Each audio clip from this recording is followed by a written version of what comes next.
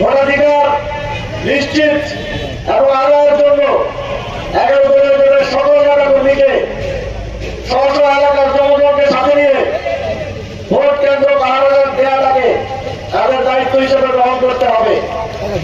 যদি আপনি আপনার নিজের এবং এলাকার মানুষের ভোটাধিকার নিশ্চিত না করতে পারেন তাহলে আবারও আপনার সন্তানকে রাজপথে জীবন দিতে হতে পারে, তাহলে আবারও শেখ হাসিনার মতো কোনো ফাঁসিবাদ তৈরি হতে পারে।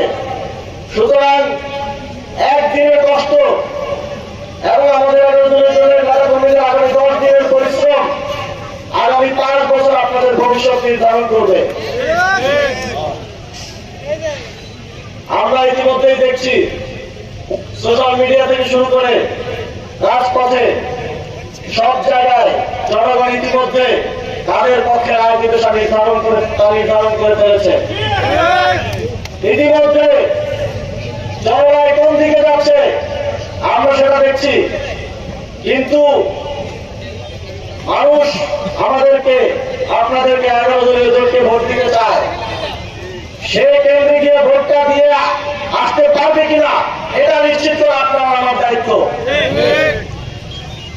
ভোট দিতে যাওয়া চায় তারা যদি কোনো কারণে ভোট না দিতে পারে এবং এর জন্য যদি 11 দলীয় জনের পরাজয় হয় এটা হবে